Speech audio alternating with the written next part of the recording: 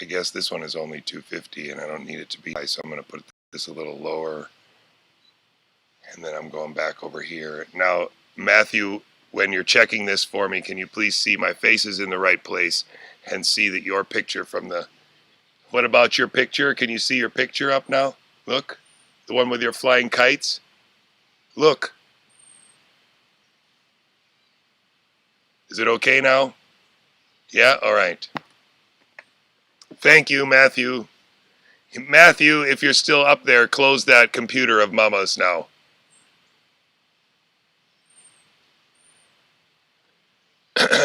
Okay, ladies and gentlemen. My name is JC in the Woods, and this is Giga Ohm News. This is high resistance, low noise news brought to you by a biologist. We are in my backyard in Shaler, Pennsylvania. That's just outside of Pittsburgh, PA, USA. And I'm bringing you a presentation today, which is a sort of mini culmination of the last 3 weeks of me trying to digest the biological situation that we all find ourselves in. And as I've been digesting it, what I've been doing is trying to read myself into some sort of armchair level of understanding of competence in virology and epidemiology, and being a lifelong biologist, somebody who's been a high school teacher of biology, chemistry, and physics, as well as a research scientist in the Netherlands and in Norway, and now in Pittsburgh, as well as at the University of Chicago.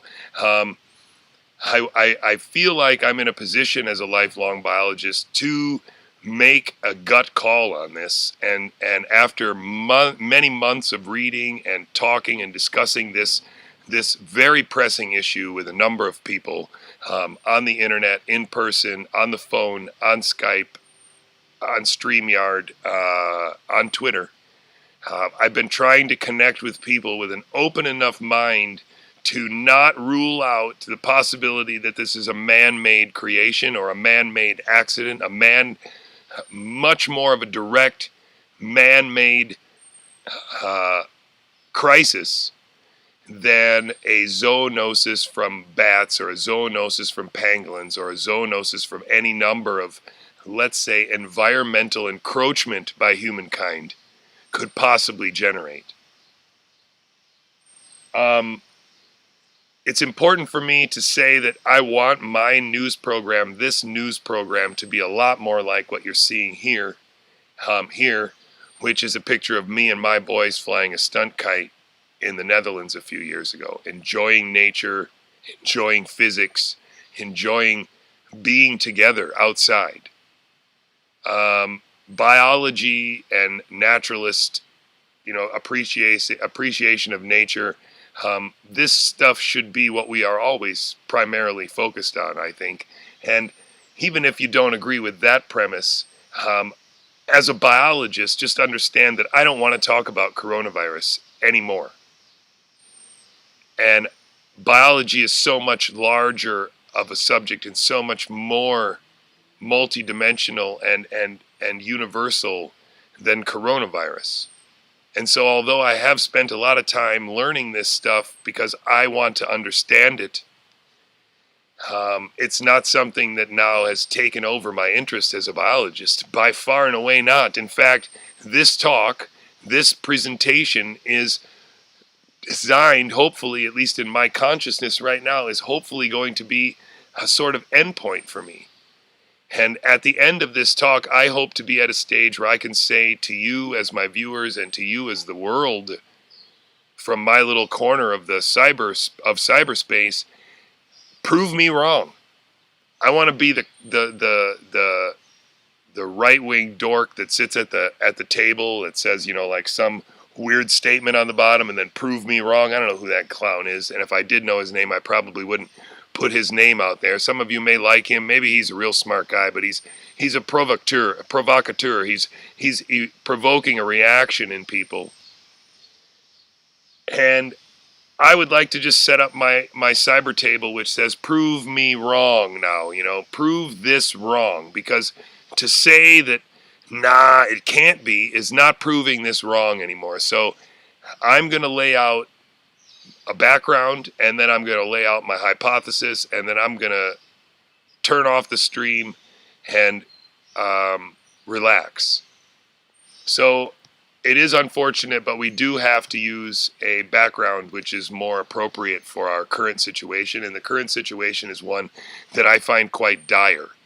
And it's dire because it is a combination of misinformation and tribalism and political division and racism, which is driving the narrative and driving the behavior and driving the sort of the illusion that is being created around us. And that's what it is. It's an illusion, because none of your neighbors are going nuts. This is an illusion. I get off my track there a little bit, and it's frustrating, but I'm trying very hard to stay as objective as possible here. Just to be sure that you didn't see this last time, but you can check me out on PubMed if you want to. If you search for that term right there, my last name, plus those two letters J with the operator AU there, you can search for me in the author thing. It would look something like this on PubMed.com. You can get the 17 odd results where I have contributed to a publication in one way or another, and it'll give you an idea of the kind of work I've done, how long I've been busy with neuroscience and neurobiology. And before that, I was a high school teacher and a pharmacy technician in the operating room of Michael Reese Hospital in Chicago. So I've had I used to teach high school teachers how to teach math and science better when I first got out of college. So I've had a long, let's say, existence as a biologist, a roaming biologist, a type of biological samurai, if you will, just serving whatever Lord will pay me my due. So the Birdsong and coffee deal, although I'm not really sure how much more of the Birdsong and coffee deal will be as intense as it has been in the past. It may only be a couple papers now in the morning. It may only be one paper in the morning. The idea is that you send me an email. I send you the links before or after the show so that you can follow up or follow along with what we're talking about, and share the links with people, even if you don't want to necessarily share my video because you think I'm making money off of this or something, which I'm definitely not, because everything is demonetized. So I'm really doing this just because I feel like this needs to get out. I'm a guy who was psychologically traumatized by 9/11 and felt very powerless to do anything about that narrative. And so this time I'm not going to sit on my hands. And besides just distributing flyers on the L in Chicago, which is what I did after 9/11, I want to do something bigger. And so that's why I'm doing this Birdsong and coffee thing, or Birdsong at sunset. These are the people that have been supporting me monetarily through PayPal. Thank you very much to all of them, especially Brad, Cynthia, Joan, Pete, Michael, Gary, William, Patrick, Ulrich, Ken, Hirit, Nick, Carl, and John. It's a really big deal. I've fixed my bike. I've bought batteries. I've basically been able to make an argument every once in a while that it's okay because I'm not spending money on equipment anymore. All of the support matters. All of it matters, because this is an investment, and a great deal of investment of my time and energy, as well as like the kinds of cameras and crap that I've bought to try and make a YouTube channel. At first, I thought I was going to make a YouTube channel that was just going to be sharing brain science with people, and it was going to be much more of a altruistic, very fun, let's learn to make movies thing. And now coronavirus. So today's topics, just to get right down to it: the loose ends, then herd immunity, then T cells and immunity. Then we're going to go back and cover again what a professor from the University of College London said about this virus in comparison to endemic flu and pandemic flu. And then we're going to talk about T cell responses in persons naive for SARS-CoV-2. And finally, I'm going to wrap it all up, tie it all together into a hypothesis. That's our new cardinal. He's I don't know if you can see him or not, but he's really pretty. He's brand new. I think he's only a year old, so he's really, really red. So loose ends, remember this, raising the flattening of the curve kind of thing. We haven't seen this graph in months. That's because it never was about this. Let's be very clear about this. We are not flattening the curve anymore. They're not saying it anymore. They're not even showing us or demonstrating to us how we are doing so well in flattening the curve by putting numbers and figures to these what were very hypothetical and actually very overblown shapes and now that we've come 5 or 6 months past the original unveiling of this wonderfully horrible model for how epidemics work.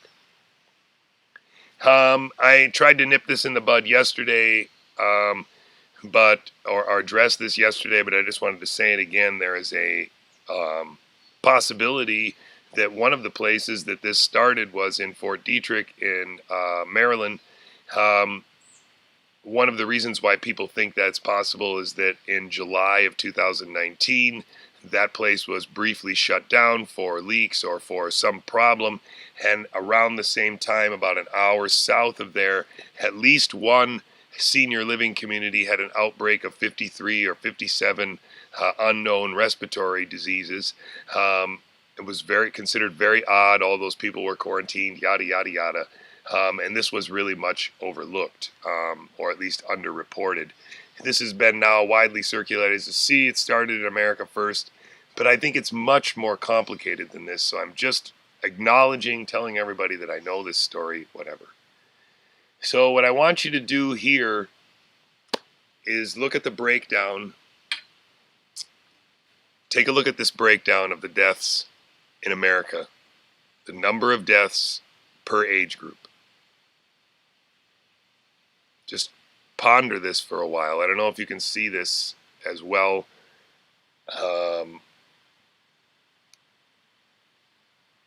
Is it possible that you can't see that as well as I want you to see it? I don't know, so I'm going to put it up just a little bigger.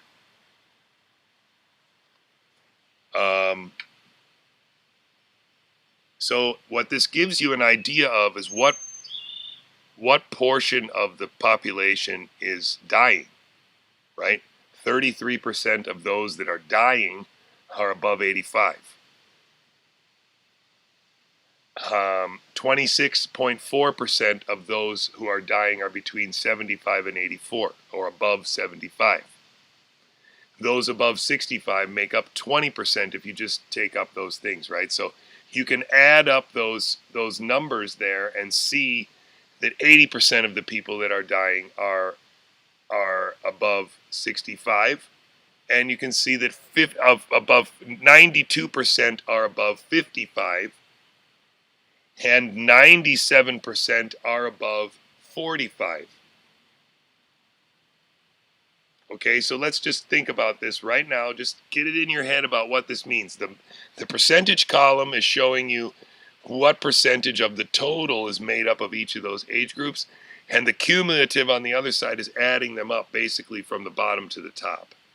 So if you want to know how many people are dying above and beyond any age, you just take that age in the left column and you go over to the far column, and that's how many people total above that age, like 55, 92% are above that. Okay, everybody here still following me along here? What about this chart right here? I hope you can also see that. Maybe I have to fix that one as well just to make sure you can see it. Okay. Make that one a little bigger as well, just to be sure we're all seeing it. Now, you can't see the other graph because I wanted you to remember it a little bit, or see if you could remember it. But let's look at the total number of people that are dying above 85% in Europe. It's 47% over the course of 2 weeks. 2 different weeks, it maintained roughly the same. 47% of the people who die of COVID are above 85. 31.6, 31.5, it's the same number from 2 different weeks, again in the EU, is 31% of those that die are above 75. 12% of those that die are above 65. Now what I want you to do here is take a very close look at those numbers and compare them roughly, please. Let's just total up the numbers from the age ranges of less than 65 is 8.9%. What's less than 65 here in America? 12 plus 5 plus 2 plus 1, right? 12 plus 5 plus 2 plus 1. That's like 20%. Look at the number of people above 85. The total percentage of the deaths in America is 33% above 85. It is 47 in Europe. And maybe it's hard to get your mind around what's happening, what I'm showing you here. But what I'm showing you is that old people are dying in Europe and younger people are dying in America. I'm showing you that most of the people who are dying in Europe, 8.9% of those dying are under the age 65. And in America, it's almost 20%.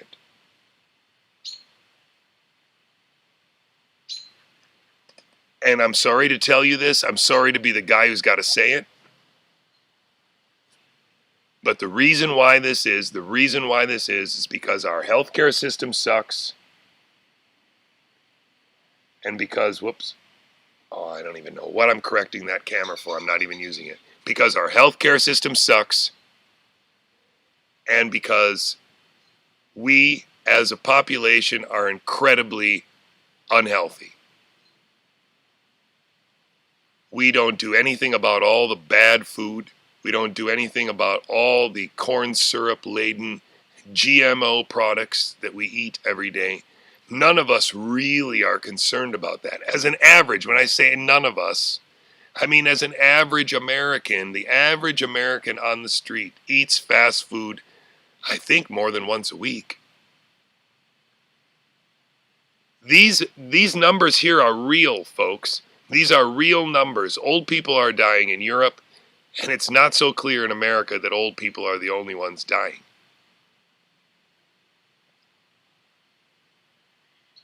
You only have to go to a school and see that there are some kids that look terribly unhealthy. And it's not a small percentage. We moved from the Netherlands to America, and the first year we were shocked when we got here. Shocked. I hadn't been home and seen a school since I was a high school teacher 10 years earlier. You can start to get where I'm going with this, right? You can start to feel where I'm going with this. But America is going to have a big problem with the coronavirus. And right now, I think we are shutting down, maybe with good justification, for the people who have a propensity to have a big problem with this, which is a not small percentage of our population. If the COVID-19 infection and SARS-CoV-2 virus is a probe for how healthy your population is, and how many people die of it is a metric for how healthy your population is, everything that you see here jives completely and totally well with the idea that America is incredibly unhealthy. So herd immunity or not, this is the cartoon. This cartoon is baloney. I need you to understand that herd immunity is a very complicated thing that is an interaction between the mutations that the virus makes and the previous immunity that your immune system has, and the variation between the susceptibility of individuals. And none of these numbers are uniform across any population, so none of these cartoons ever mean anything. This paper, I've sent you a link, is imperative that you read and understand. This is a paper that can give you a great idea of why herd immunity is always ever around 15 to 20% for any virus we've ever encountered anywhere. At least from the perspective of this class of coronavirus.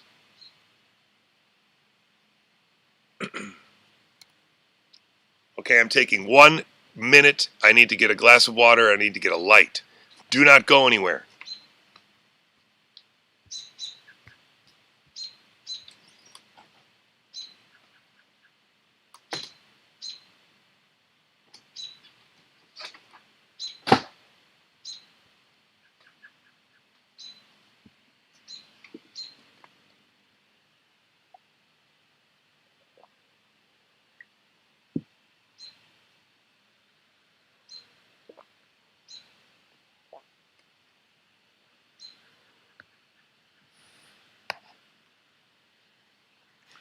So where are we? Here we are.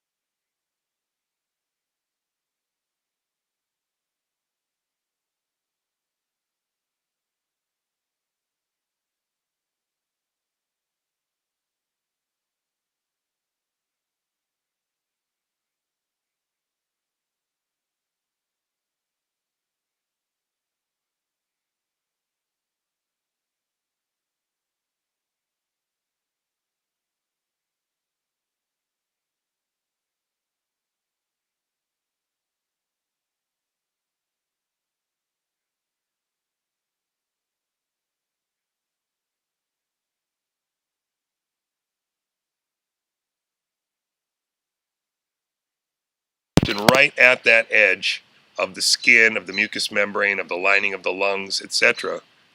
And they are there specifically to watch for cells that start to behave abnormally, to give off signals that belie distress. Sorry, I'm looking at the wrong camera again.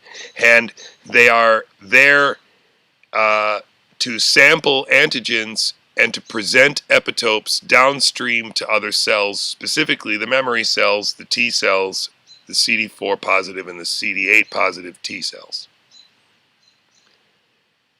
After that occurs, the CD4 T cells can present the antigens to the processed antigens to the B cells, and the B cells can generate immunity.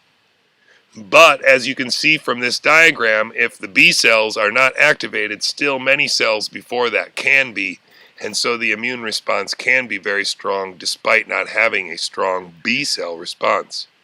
In this picture, the B cells are down here at the bottom, right, at the very, very last third line of defense. This is how Immunology 101 was taught to me, and it's Immunology 101 still today. Nothing has changed. It's not a new magic virus. Coronaviruses are coronaviruses.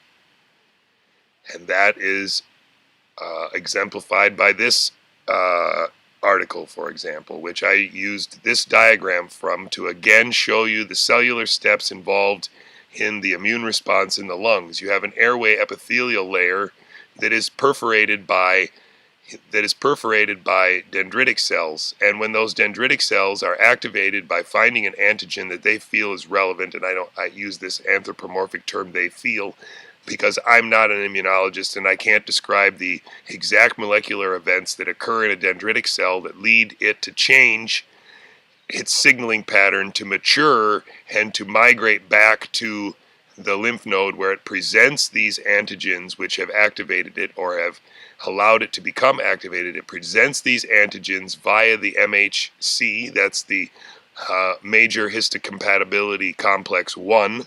This is a molecule that's expressed on the outside of many, if not all, of your cells, and it allows you to allows cells to recognize one another, but it also allows immune cells to present peptides to one another, to exchange this peptide information so that a cell can pass on the information of what peptide it's acting on to the next cell in line. In this case, the dendritic cell is going to migrate to your lymph node and present to T cells CD4 and CD8 positive T cells that will become activated and then migrate out of the lymph node and back to the site of injury, where they will then call in with cytokine signaling a number of other cells, and in addition, some of them will stay in the lymph node and activate B cells.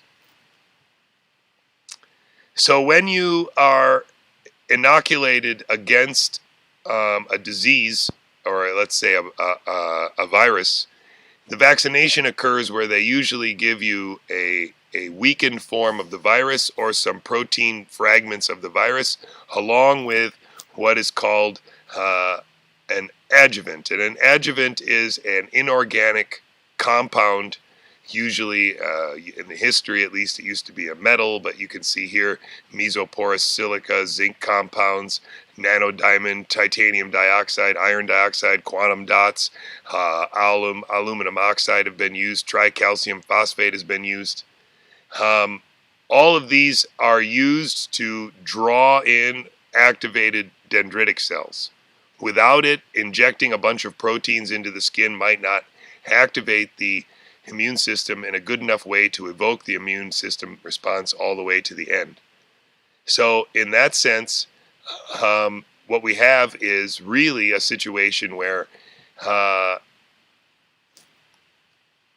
this process that occurs in the lungs occurs only when there is epithelial damage here. The epithelial damage is what activates the dendritic cells and what releases the cellular contents and gets them to look for that foreign antigen.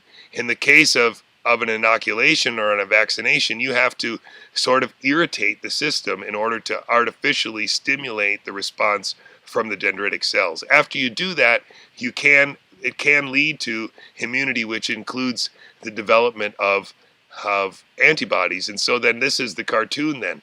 You've activated the dendritic cells, the dendritics mature, the dendritic cells mature, they move to the lymph node. There's where the immunity memory is, and when the virus comes, then this thing happens, and for cancer or bacteria or viruses, you're immune. That's the idea. Now, this happens in a natural fashion, and the question is, what role is this T cell? What are they doing there? Oh, sorry. And why am I so concerned with it? Well, what they're doing there is that they're the first line of defense. They're the first cells that receive the presentation of the antigen. If the T cells don't get activated, there's no chance of activating any B cells.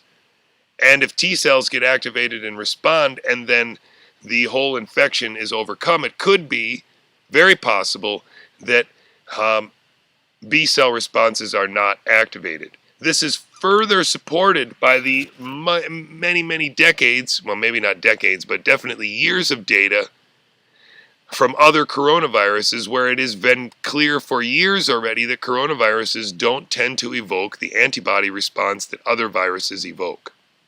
It's not clear why, but this is just the way our immune system preferentially responds with a T cell response.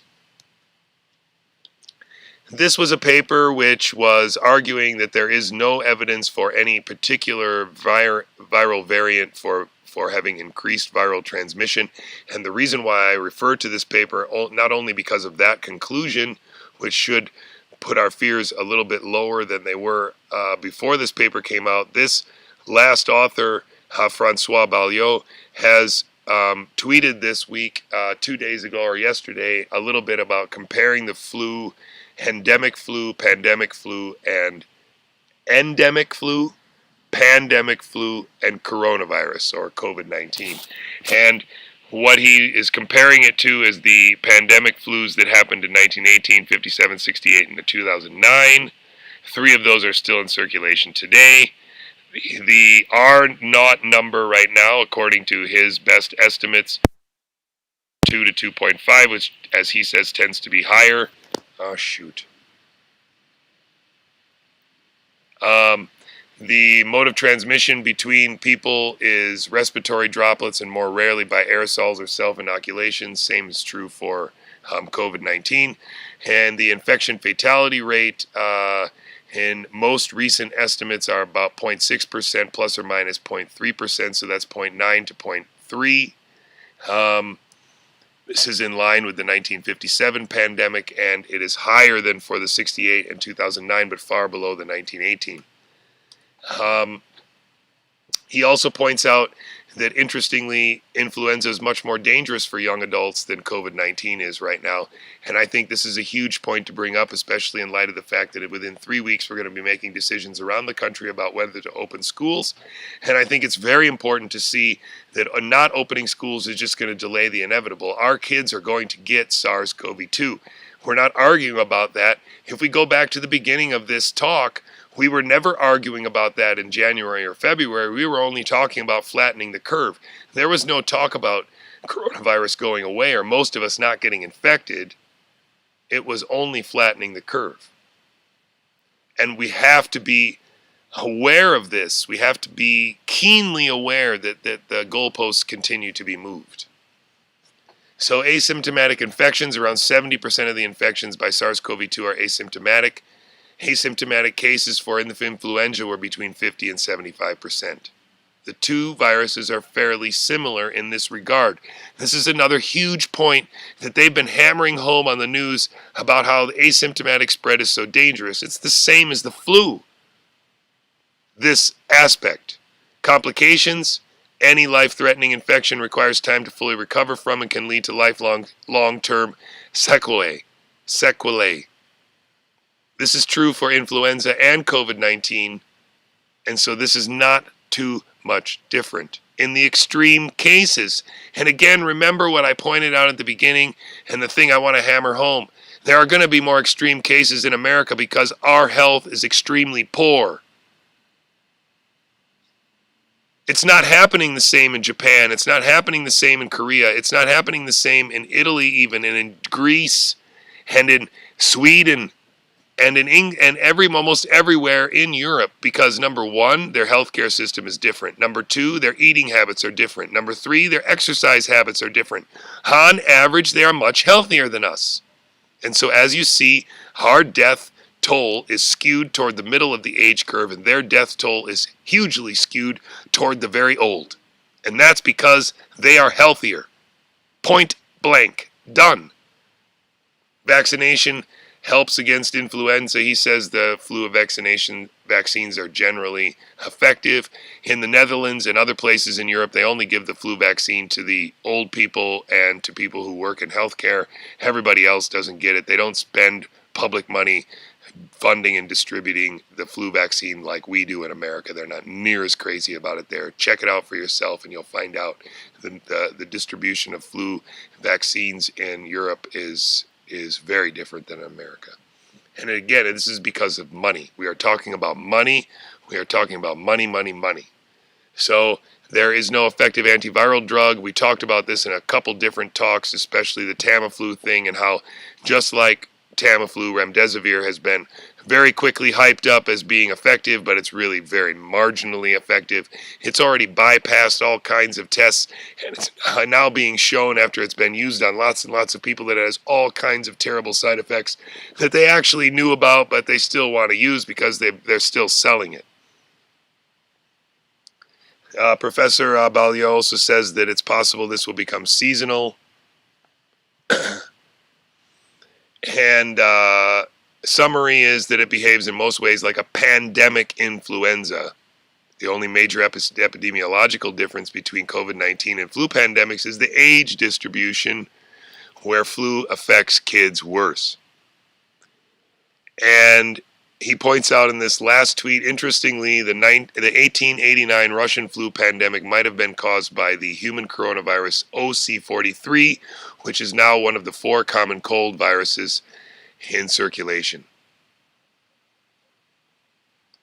So I'm trying to get across to you is that we need to come into a firm understanding of how coronaviruses work, how coronaviruses are understood or how poorly they are understood, and how most or if anything about the American way is true is that it's about big business and it's about big money.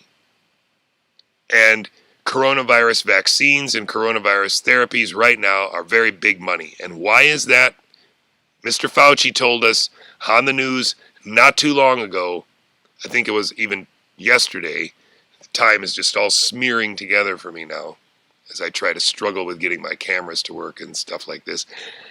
I'm telling you, folks, Fauci said it the other night. What he said was very clear. What they are doing to speed up the possible production of a vaccine for coronavirus is that they're giving companies permission to produce thousands and maybe even millions of doses before they've cleared FDA approval. And if they don't clear FDA approval, well, that will be money well spent, because some of them will clear approval and they'll be ready to go faster.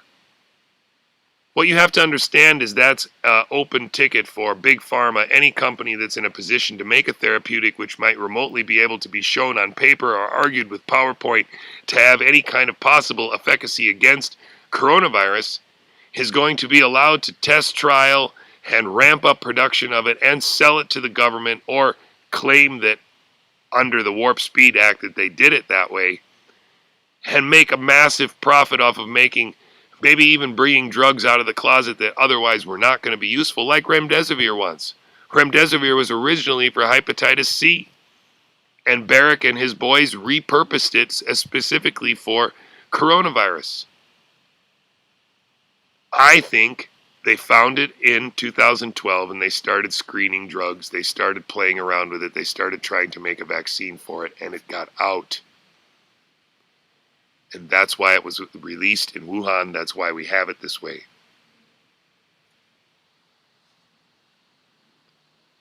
And this T-cell response idea, the hypothesis that I have about T-cells is not my hypothesis. It's a hypothesis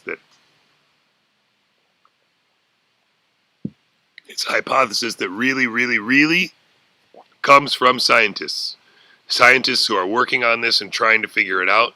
And more than one paper is now out showing that people who have not been exposed to SARS-CoV-2 already have a CD4 response to parts, structural proteins, which are synonymous with the SARS-1 virus, that are synonymous, that work to identify SARS-CoV-2. Listen carefully to what that means. This paper shows the same thing. Listen carefully to what that means, and listen carefully to this conclusion here. I'm going to start with, it is however consistent with the findings. Yeah, there they.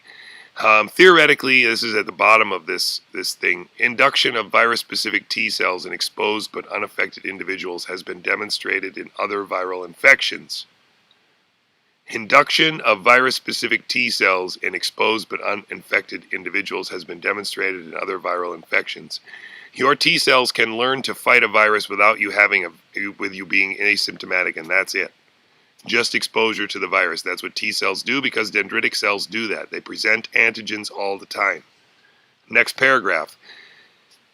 So theoretically, individuals exposed to coronaviruses might just prime ORF1 specific T cells, since the ORF1 coded proteins produced first in coronavirus infected cells are produced, first in coronavirus infected cells and are necessary for the formation of the viral replicase transcriptase complex essential for the subsequent transcription of the viral genome leading to various RNA species. What this is saying is that since we have a general memory in our T cells for coronavirus open reading frame 1 proteins, which are structural proteins, and a lot of these proteins are overlapping between the original SARS and this SARS, keep that in mind because I'm going to come back to that, that when we are exposed to novel coronaviruses, then the immune system may by default just activate these T cells and try to put these T cells to work, because there is so much overlap between the open reading frame structural proteins of coronaviruses. And this would then explain it partially, but not completely, because what they're not talking about here is the possibility that SARS, the original in 2003, went endemic in many forms, and as it did so, gave us T cell memory to SARS-CoV-2 that was overlapping. So the reason why I say that is because memory T cell responses from SARS coronavirus persist up to 11 years and even longer after the original SARS infection. That means that any of us who would have gotten a attenuated version of the SARS virus years later, as it circulated through the population undetected because nobody tracked it, that's what we would have. That's the thing that we would have then. We would all have a T cell immunity response based on our exposure to SARS, the original virus, or a descendants of it, which became less virulent or even harmless. but still nonetheless move through our population as symbionts. The reason why I believe this is possibly like side evidence or indirect evidence is that the anti-SARS-CoV-2 IgG antibody in some hyper sort of severely ill patients has been shown that the same thing was seen in the first SARS infections. This leads me to believe that in the sense of overlap of sort of disease progression, they're both causing the same kind of hyperinflammatory multi-system inflammatory syndrome.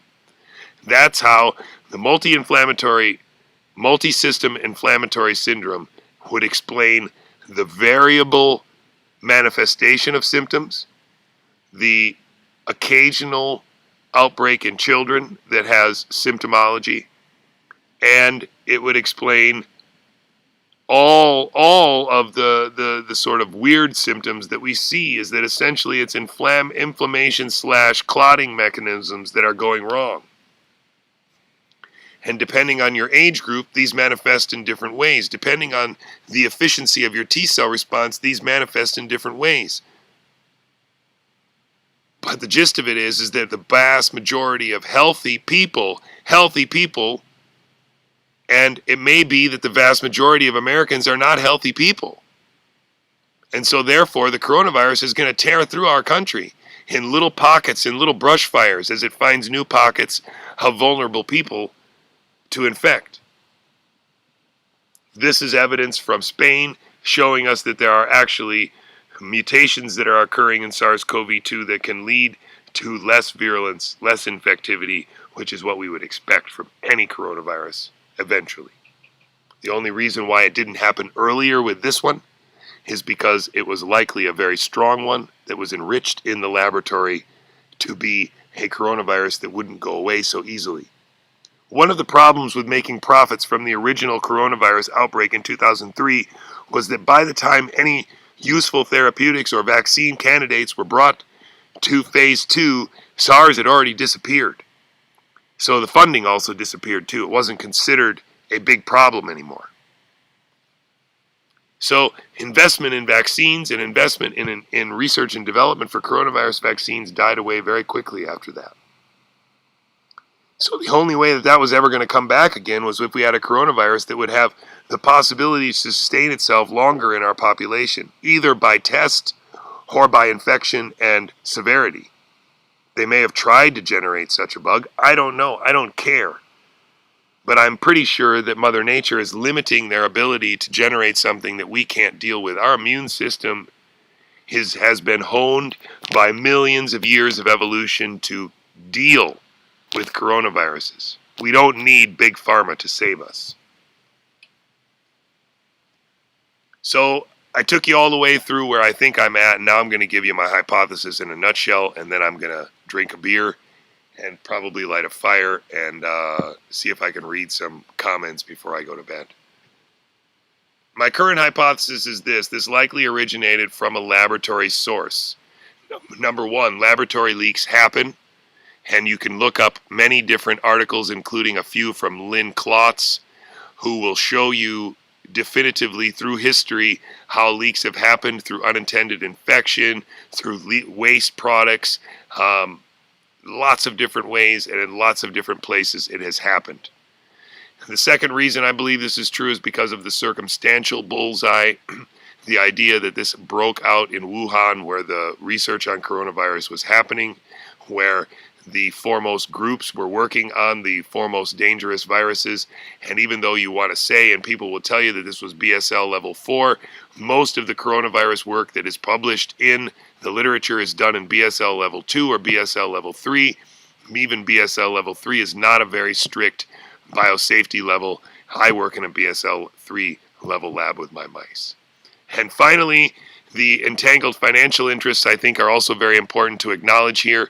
The amount of money that was given away to private equity, the amount of money that has been given away without context or identification to millions of hundreds of corporations in America, and the amount of money that is being given away through the Warp Speed Act that's allowing big pharma companies to make products that are guaranteed to be purchased or to be supported by government funding under the pretense that we need to bring as much of this to bear as possible.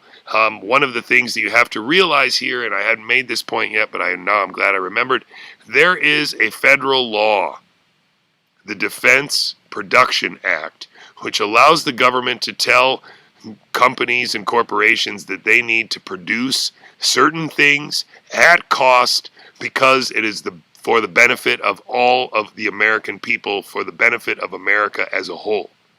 This was an act that was designed to change the production of companies during World War I or World War II, and we could easily use this to direct pharmaceutical companies to develop specific things like, for example, produce hydrochloroquine or produce a vaccine of a particular design or a particular type, and we could limit and control the amount of profit that was made so that no one became rich from it.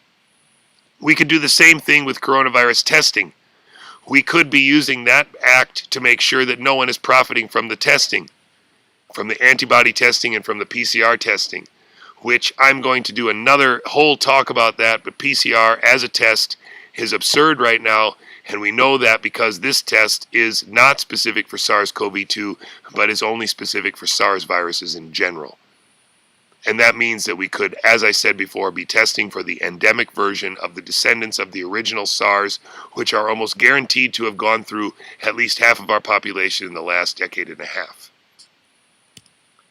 So SARS-1 and its descendants have gone endemic. That's what I was just saying. The current PCR test is not specific for SARS-CoV-2. And that is known because it's the German company that originally produced it, knows that. They've chosen a short sequence that they think is relevant. It is a short sequence that just comes from one of the open reading frame 1 proteins. We are being duped by a non-specific test. And we would have gotten these numbers or numbers very similar to them with or without this pandemic because we've never looked for SARS viruses as they are spread through our population. We've just never looked. Nobody sampled for it until this year. That's a huge point to make because the SARS virus originally appeared in 2003 and disappeared in 2004. But it didn't really disappear. It just became not a problem. Descendants of that virus of various virulence and infectivity have circulated in the time since. They didn't disappear. And this test is not specific for any one of them.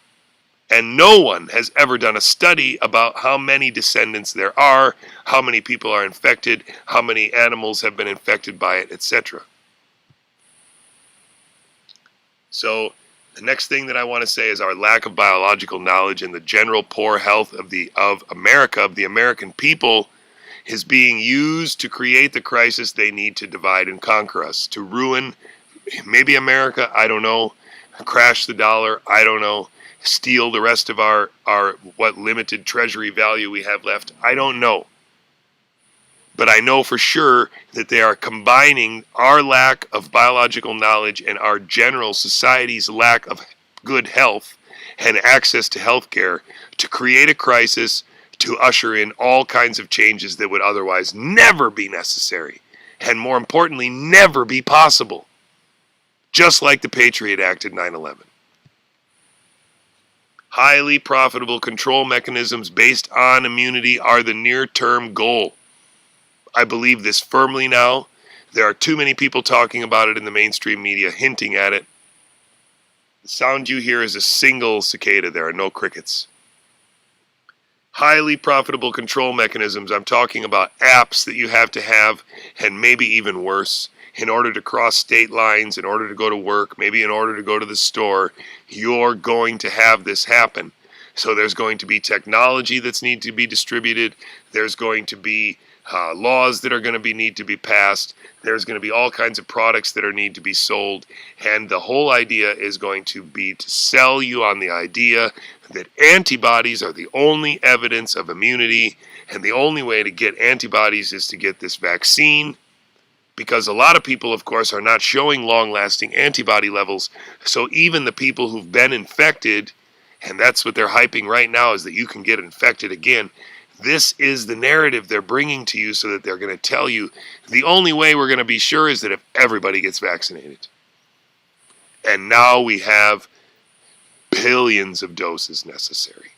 Billions of doses backed by government money, backed by government mandate, controlled by apps, distributed yearly. We are talking about a very serious change in our healthcare system that will benefit the largest corporations and allow them to profit, because there are no controls on that profit right now. None at all. We have chosen to do nothing of the sort. That's why I'm sure this hypothesis is correct.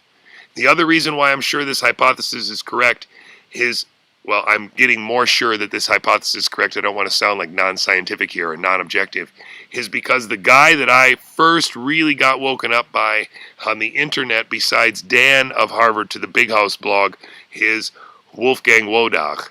And for some reason, I never searched for this guy after I saw this German video that I had to get translated by a friend of mine, where he explained that it was likely a SARS virus or a SARS descendant virus that has been circulating, viruses that have been circulating since the original SARS outbreak fizzled out in 2004, that we are testing for. And he only released that video in May or in April, and it was only in German. And then I just never came back to him. But I just recently discovered a video of his that's on a Dutch channel. Only 53,000 people have seen it. It's an hour and a half long, and he explains most of this theory, with the exception of the laboratory stuff and the minors that we on Twitter, the people that I follow on Twitter and have been working with on Twitter, have sort of been able to pull out of the rafters and pull out of the floorboards. That minor, the source of the likely precursor to this virus, the miners in 2012, that story might not be part of Wodarg's theory, but he will also tell you in that video that I've sent you a link, and that is in the link here for this live stream. He will tell you in that video exactly where he has worked, how long he has worked for those organizations, and how quickly they threw him out this year. He's going against the narrative, and he's going against the narrative based on his lifelong experience with respiratory diseases and coronaviruses and rhinoviruses and flu viruses. He's worked at the highest government tables, and I believe that he knows what he's talking about, and I believe that he's telling the public these things because he believes it's important for us to know. He's not profiting from it. He doesn't have a drug company. He doesn't have a budding biotech company like Andre Watson does. And so I really feel like I'm wrapping this up in my head, and I feel very good about it also because I know my family, largely because of my best friend and wife, my family is very healthy, and we have done lots of things right for a very long time. So I have the feeling that even if our household gets it, we're going to come out on the good side of this. And the numbers say that. The numbers around the world say that. But what the numbers around the world also say is that the more unhealthy your population is, the more trouble you're going to have. And that means that the American population is going to have the worst trouble of all, with the exception of Africa. And so you're going to see it. They're going to roll it out in Africa. They're going to roll vaccines out in Africa. They're going to make lots of money in Africa selling vaccines to those governments, testing vaccines on those people. And regardless of the vaccine injuries that occur, because they're not going to give it to healthy people, they're going to give it to everybody. They're going to give it to as many people as they possibly can. We need to stay keenly aware that this scenario that I'm putting up right here, this is the scenario right here, and they have to prove to us now that this is not the scenario. The way that they would do that is they would prove to us that they have a test that's specific for SARS-CoV-2. They won't be able to do that. They would have to prove to us scientifically that they have a antibody test that is specific for SARS-CoV-2. They may have that already. And those antibody tests show that we have between 6 and 8% of the people already showing antibodies, which means even a larger percentage of people, because a lot of people are not developing antibody responses, a larger percentage of those people actually have just a T cell memory already developed, which means they are also largely immune, at least in the sense of they're not going to have a multi-system inflammatory syndrome develop as a result of a subsequent infection. This is the key to understand. If you get it again and it's just a common cold, then getting again is not a big deal, and getting it again fits right into the biology of coronaviruses. People who don't get sick every year are just healthier than you. I hate to break it to you. If you get the flu every year, you're doing something wrong. If you get, a chest cold 3 times a year, you're doing something wrong, okay? I hate to break it to you, but that's the bottom line. And if you're a person who can't go up the stairs fast without being out of breath, if you're a person who smokes 2 packs of cigarettes a day and is 40 pounds overweight, you're going to have a problem when you get to coronavirus. I'm sorry to tell you that. That's the truth. And you need to protect yourself. But you and everyone like you, or let's say the unhealthy people in America, are the reason why this crisis is being able to be created. It is the reason why there are so many anecdotal, terrible cases and manifestations of the multi-system inflammatory syndrome that results from coronavirus infection of this nature, of a naive, never-before-seen coronavirus. And so what you are seeing here and what you are seeing in Europe is just biology. And it's coronavirus finding an especially dry, tinder-laden forest in America full of fatty trees, unhealthy trees, diabetic trees, never have exercised since they were 10 trees, people that eat fast food 5 times a week trees. These people are dying from coronavirus, and I'm sorry, but it would have been predicted. It's predicted. They're also dying more from heart disease and all the other things that kill people regularly because they're unhealthy. And coronavirus is a perfect meter for how unhealthy societies are right now. And the more unhealthy your society is, the poorer your healthcare system is, the poorer educated your population is to what it means to be healthy, then the more people are going to suffer. And that's what you are seeing with the age distribution and deaths when you compare America to Europe. That's why you see only 8% of the deaths in Europe are below 65, and over 20% are below 65 in America. That's because under the age of 65, a lot more people are unhealthy in America. A lot more. And they're very unhealthy. They're not just a little bit unhealthy, they're very unhealthy because they don't eat well, they don't exercise, and they don't take the vitamins and minerals and nutrients that are necessary on a daily and weekly and monthly basis to sustain an immune system that's strong enough to be not sick all year like I am and like my family is.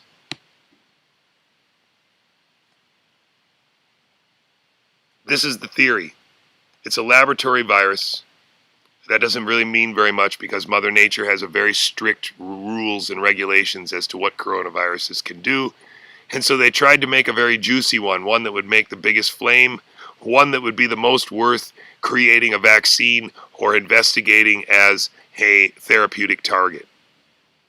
That's why they needed to make a virus this virulent. That's why they needed to make a virus this exciting, or tried to. Because otherwise, what's the point of making a vaccine? Because it's just going to burn out like every other coronavirus does.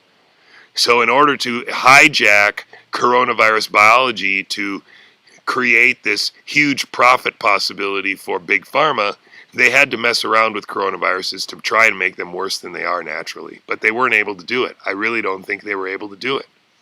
And the reason why is because they didn't count on the fact that SARS-1 went endemic and that descendants of the SARS-1 virus have been circulating for the past 15 years and endowing us with a certain T-cell memory to generic SARS descendant viruses like SARS-CoV-2. And so for many of us, if our immune systems and our bodies are healthy enough, our immune system is capable of mounting a response, and we are asymptomatic. And so we are being duped by a non-specific SARS test, a SARS test that is for all SARS viruses, and that is known. And Wolfgang Wodarg will tell you about it. But the test was originated in Germany, and it doesn't really matter what test you're looking at. None of these tests are specific for SARS-CoV-2. They're specific for SARS coronaviruses. And so our lack of biological knowledge and our poor health are being used to create a crisis that they need in order to usher in the changes that they want to usher in. And those changes include all of the money that's been siphoned out of the Treasury in the last 4 months, and it was really in the first 2 months of the pandemic, almost $6 trillion left in the form of loans and guaranteed loans and rescue. A lot of it to private equity firms that are now distributing it. And all of those banks that are distributing all of those funds are taking fees on top of that as they distribute those loans. So understand that too. None of the banks are being prohibited from charging fees as they distribute this money. None of them. They're all getting fees. They're all charging whatever they want to. And in addition to that, now the Warp Speed Act has allowed pharmaceutical companies to fast track old products, new products, hypothetical products, under the pretense that the government will pay for it anyway because this is a crisis and we need to rush everything across the finish line, even things that might not be useful in the end. Fauci told us last night that they are encouraging pharmaceutical companies to produce these products en masse before they make final approval, just to be sure that the one that works is ready, even though that will cost millions, if not billions of dollars. He said that on TV. And so for me, the one thing that's still scary and the one thing I don't really understand is if the neurological responses are being caused by these people that are using swabs incorrectly and swabbing the top of our sinuses and possibly breaking the blood-brain barrier. If this is the case, then it could be the reason why we're seeing so many neurological symptoms from coronavirus infection, that the testing itself is causing or giving the virus the ability to cross the blood-brain barrier. And so even the idea that everybody's lined up to get tested right now, we are being duped by a non-specific test, and the people that are going in to get tested are being swabbed, and maybe a few of them, if not more of them, are having a coronavirus manifest itself in their neurological system, lose their sense of smell because they're being swabbed. I don't know that. That's speculation. I don't think that the green letters and the white letters besides nose swab on this slide are speculation. I think this is the best, most parsimonious hypothesis for what's going on right now. We are being played.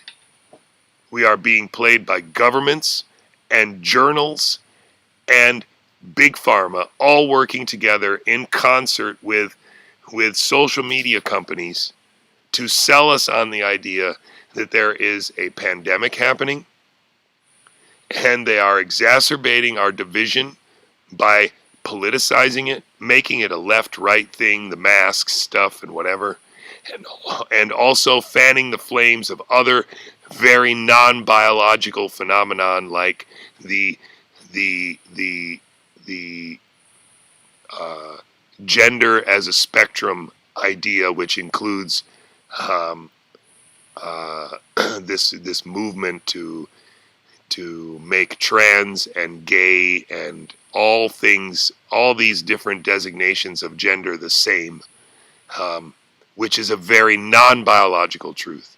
And one of the things that I'm looking forward to getting off the coronavirus for is because I think that's a multi coffee time talk about how transgender as a phenomenon is biologically misrepresented and being used to further sort of, to jam a wedge into our biological knowledge to make us think that we really don't understand ourselves, that we really don't understand who we are as a species and where we fit in terms of our ecosystem and in terms of the earth. And I think that right now we are victims of our own ignorance as a population and as a species, and as a whole we need to wake up. The way we're going to wake up is share this information, share it around the world, share it with everybody that you know. I think it's important that everybody see this video to try and get an idea of this hypothesis and why this hypothesis, to start to think about it, try and challenge it. And then when you find a reason to not believe it, send me it so that I can either revamp this slide and move forward with you together, or I can dispel and show you why that doesn't debunk this at all.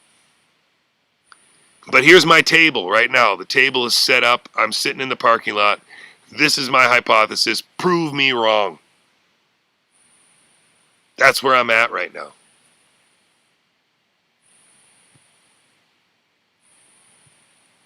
And I don't think there's nothing really more for me to say at this stage. That's where I'm at right now. This is what I believe.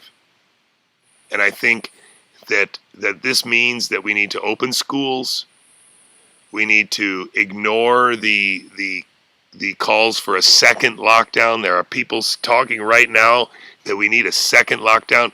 The only thing a second lockdown will do is spread that curve and flatten it and make it last longer, just like Knut and Wolfgang said months and months ago. Closing the schools just delayed how long it was going to take all the kids to get it. It has given the virus more time and saved up and spread the firewood out more nicely instead of making one big pile of it. And I think as we go forward, we have to really avoid this second lockdown at all costs. At all costs. And I don't know really what to say about the masks. I'm just going to leave it here now. I don't know what to say about the masks because if I'm honest with you, I don't think the masks are doing that much to prevent the spread of coronavirus. But that's more because I don't think the spread of the coronavirus right now is that big of a deal. It's a natural... I mean, yeah, there are more people dying this year than last year because this coronavirus is new. That's for sure. But what I'm suggesting to you is that the lockdown didn't stop very much. And if the lockdown really was stopping a whole lot, they would have been much more militaristic about the lockdown. I mean, were they really afraid to close state borders for a month? Were they really afraid to mandate masks? They still haven't. So here's where we are, folks. This is what I'm thinking. This is where I'm at. I'm going to still do my coffee in the morning, but I think the coffee in the morning is going to be quite early and quite short. I have to go into work mornings for the next 2 or 3 weeks quite early. So I think I'm going to be broadcasting at about 6 a.m. Tomorrow morning, and it'll probably be just a short half an hour with some bird songs and some pictures and some light discussion. Simply because I really think I've got it here now. I'm going to come back to this, of course, quite regularly, but I think this is really it. So that's where we're at. This is what I think. Just going to flash through this again. For my subscribers, I did send out most of these links to you. Thank you very much for everybody that is helping out with this stuff and has been sending me links and helping me to stay sharp and making sure that I'm saying the right things and making sure that I'm checking papers and seeing papers. Please continue to stay in touch with me. Please continue to let me know where I've gone wrong. Continue to push me and question my hypotheses so that I continue to keep testing it. But right now, my spirit is restful. My spirit is calm, because I believe that I have a biological understanding of what's going on right now that feels very right to me in my gut. And now going forward, my focus is going to be trying to dissect the falsehoods that are on television and the falsehoods that I see on a daily basis.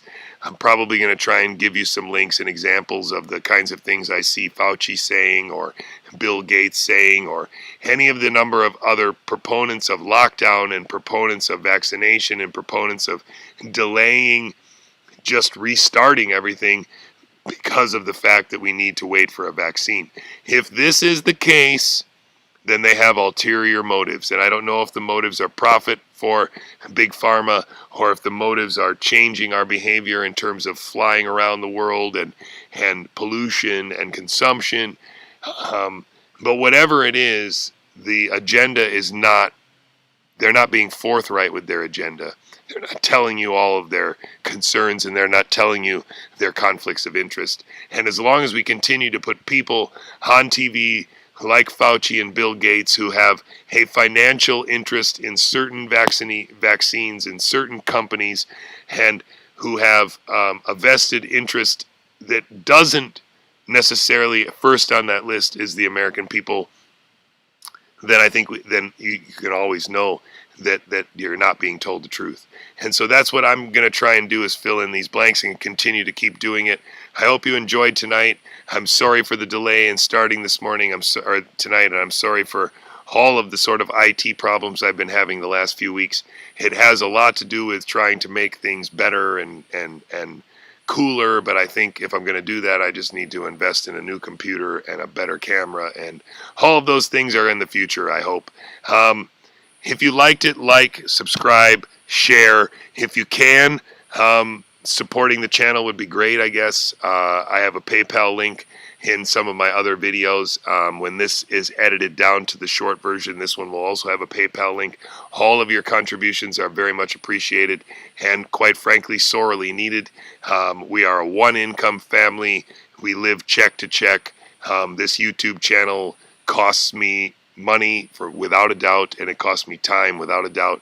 So anything from a $3 contribution up to whatever you can afford would be appreciated, welcome, and wonderful. Once again, this is GigaOM News. My name is JC in the Woods. This is high resistance, low noise news brought to you by a biologist. Thank you very much for joining me, and I will see you tomorrow morning around 6 a.m. if everything goes as planned. If everything doesn't go as planned, we may have to shift to the afternoon, and then it'll be like 4 or 5 o'clock. But the afternoon doesn't really work well for me and a lot of other people. So I'm hoping that I'm going to be able to pull it off in the morning, and then you guys can watch the mixed down version if that's too early. Or some people in Europe and elsewhere will be a nice lunchtime coffee break for you guys. Again, thanks for joining me. Sorry for the bad start. GigaOM News. See you soon.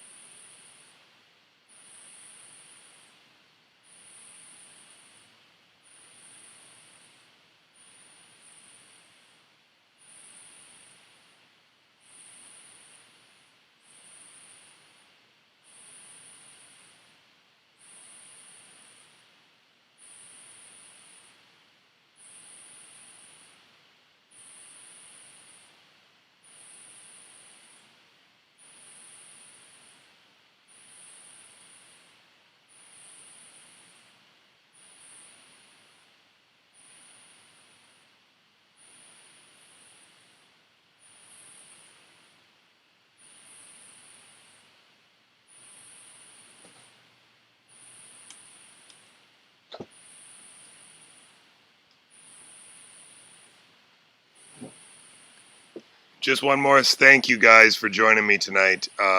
Sorry for all the problems, and I hope I'll see you guys in the morning again. Thank you very much.